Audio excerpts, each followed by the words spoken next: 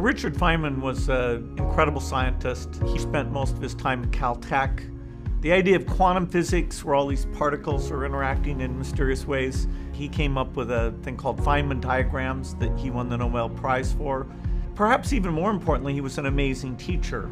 He did a series of lectures which were for people who didn't specialize in physics. It's such a great example of how he could explain things in a fun and interesting way to anyone.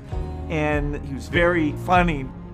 Incidentally, at the time of Kepler, the problem of what drove the planets around the sun was answered by some people by saying that there were angels behind here beating their wings and pushing the planet along around orbit.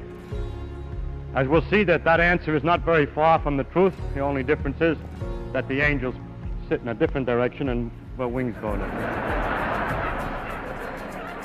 Dr. Feynman used a tough process on himself where if he didn't really understand something, he would push himself. Do I understand this boundary case? Do I understand why we don't do it this other way? Do I really understand this? And because he had pushed himself to have such a deep understanding, his ability to take you through the path of the different possibilities was incredible.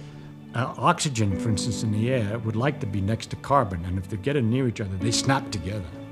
If you can get it faster by heating it up somehow, somewhere, they come close enough to the carbon and snap in.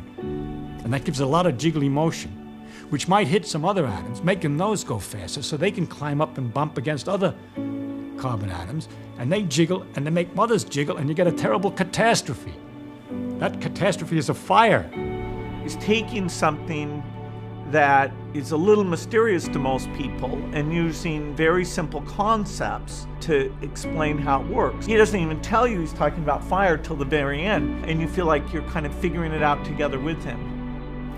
Feynman made science so fascinating. He reminded us how much fun it is, and everybody can have a pretty full understanding. So he's such a joyful example of how we'd all like to learn and think about things.